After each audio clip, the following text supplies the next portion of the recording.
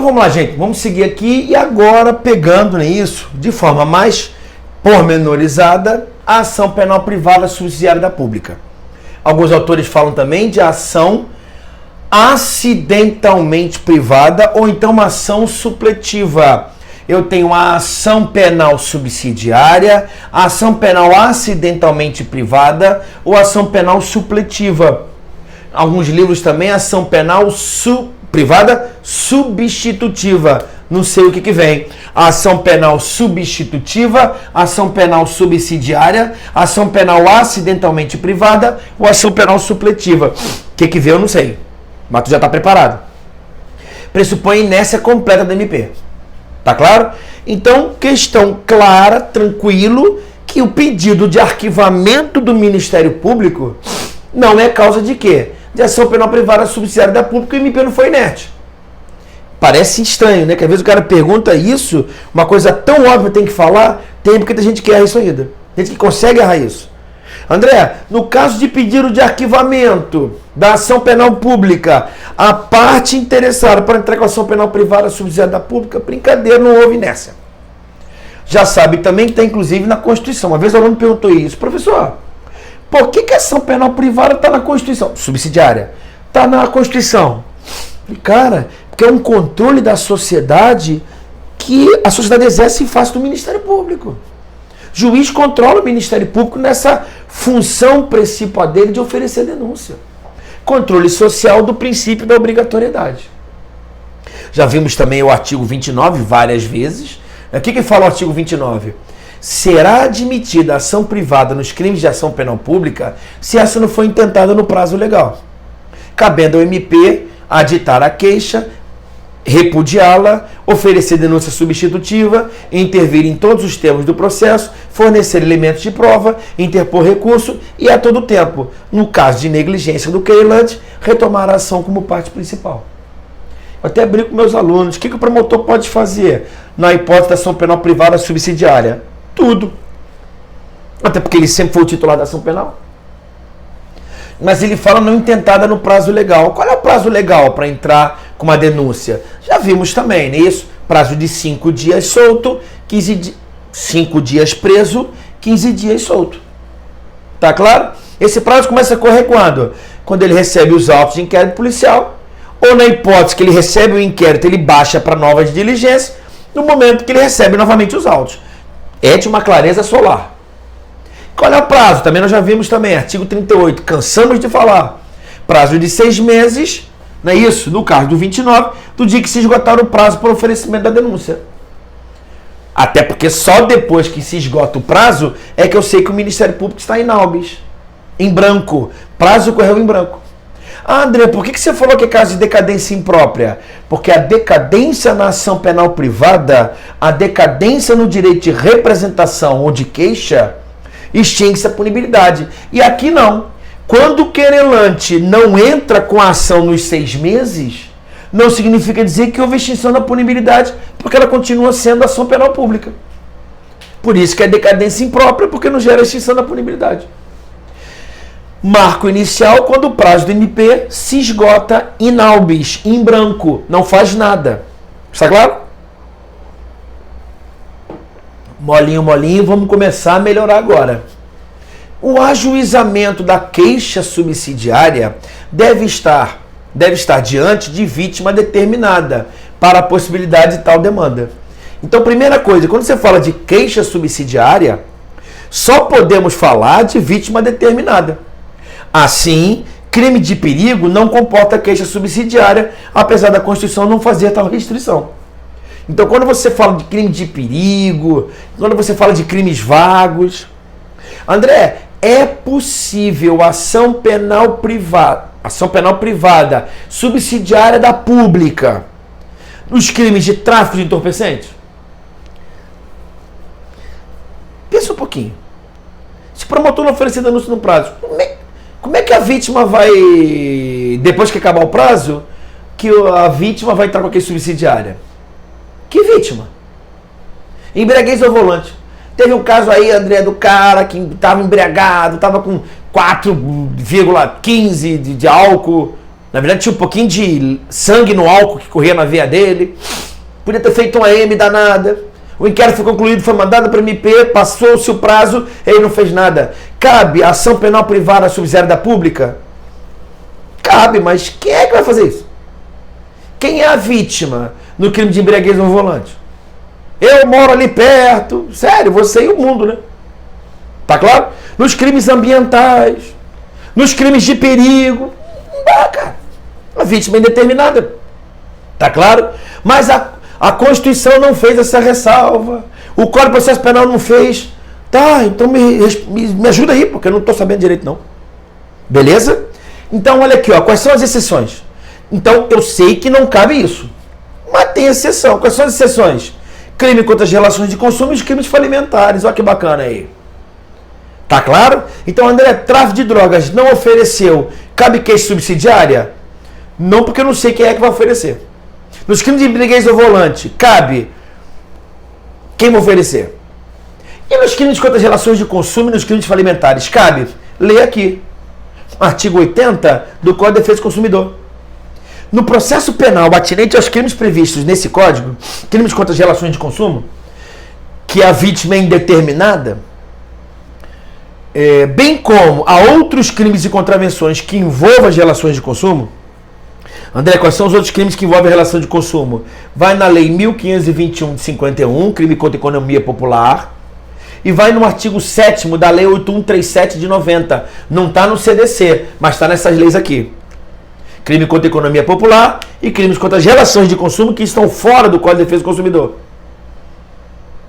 Poderão intervir como assistente do MP os legitimados indicados no artigo 82, inciso 3 e 4.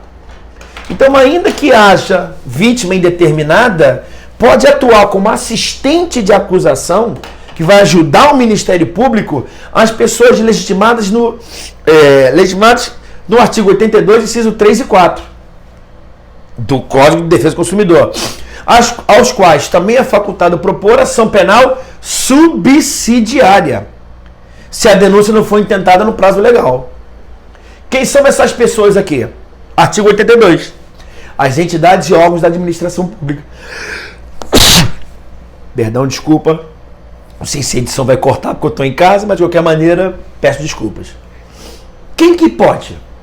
Olha, nos crimes com vítima indeterminada, crimes contra as relações de consumo, entidades e órgãos da administração pública, direta ou indireta, ainda que sem personalidade jurídica, especificamente destinada à defesa dos interesses protegidos por esse código. Ah, André, o PROCON, qual é a natureza jurídica? De qualquer maneira, ó, sem personalidade jurídica. Está claro? Inciso 4. As associações legalmente constituídas há pelo menos um ano e que incluam nos seus fins institucionais a defesa dos interesses dos consumidores. Dispensada a autorização assemblear. Está claro? Então, André, cabe ação penal privada subsidiária da pública? Cabe. Em que hipótese? Mais um espirro interrompa a gravação. Em que hipótese? Quando a vítima é determinada. Então, no caso do roubo, cabe? Cabe porque eu fui roubado. Tá claro? E quando a vítima é indeterminada? Crime de tráfico de drogas, crime ambiental, não tem como. Não sei quem vai entrar com a questão subsidiária. Mas a lei expressamente duas hipóteses admite isso? Sim. Em que hipótese? Relação de consumo. Quando eu falo do órgão da administração pública, ainda que sem personalidade, e as associações de defesa do consumidor. Beleza? Segunda hipótese, crimes falimentares. Gente, olha como é que eu vou lá atrás. Quando a Mesbla faliu, a lei de falências previa na época da Mesbla, que era o Decreto-Lei 7661, se eu não estiver errado, de 1945, mas eu posso... Decreto-Lei 7661, ela falava do seguinte, é Decreto-Lei, hein? Quem são as vítimas quando a Mesbla ela vai falir? Uma coisa é certa, que quando uma empresa vai falir, antes ela começa a esculhambar o balaio, não começa? Começa a fazer alienação sem dar garantia, dissimular patrimônio, são crimes falimentares. Tinha na época a concordata, que agora é recuperação judicial e recuperação extrajudicial. Não importa. O que me importa é que eu pergunto para você, Quem são as vítimas? Sei lá. São todos credores. Quantos credores? Uma cacetada. Tá claro? Então não é possível a queixa subsidiária? A princípio não. Mas olha aqui. 184. Os crimes previstos nessa lei são de ação penal pública incondicionada. Parágrafo único. Decorrido o prazo a que se refere 187, parágrafo 1º, sem que o representante do MP ofereça a denúncia, qualquer credor pode entrar com ação penal privada subsidiária da pública. Bem como também o quê? Credor habilitado, claro. E o administrador judicial, que no passado era o síndico, hoje síndico só de prédio, poderá oferecer ação penal privada subsidiária da pública, observado o prazo decadencial de 6 meses. Que bacana isso.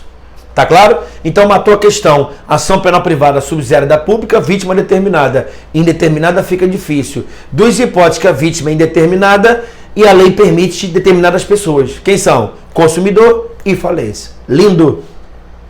Maravilha?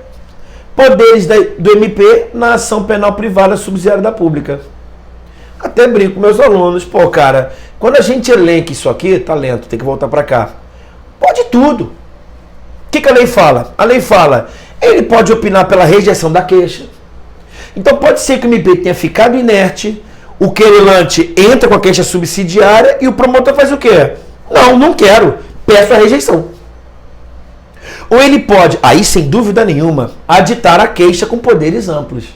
Ué, e aquela controvérsia que você falou? Volta aqui. Aqui ele pode aditar a queixa sem dúvida nenhuma, porque aqui ele é legitimado. Ué, é possível aditamento da queixa na ação penal exclusivamente privada? Tem aquela controvérsia. Mas aqui não, porque ele é legitimado. O que ele pode fazer? Ele pode repudiar a queixa, achar que a queixa está muito mal feita e obrigatoriamente oferecer denúncia substitutiva. Então, se ele está repudiando, ele vai ter que denunciar. Se está pegando e limpando a sujeira, ele tem que colocar algo no lugar. Está claro? Caso contrário, se o MP não fosse obrigado, estaria negando a existência da ação penal subsidiária da pública. Olha que interessante. André, quando o querelante entra com uma queixa, o promotor é obrigado a atuar? Não, porque está tendo processo. Ele pode aditar a queixa? Perfeitamente. Ele pode até pedir para o juiz para que rejeite? Sim, se não houver justa causa, JC e o PIO. Agora, se ele repudiar a queixa, afastar a queixa, ele é obrigado a entrar com a denúncia? É, cara. Senão ele vai estar ofendendo o princípio constitucional da ação penal privada subsidiária da pública. Eu estou tirando a eficácia do artigo 5º, inciso 59.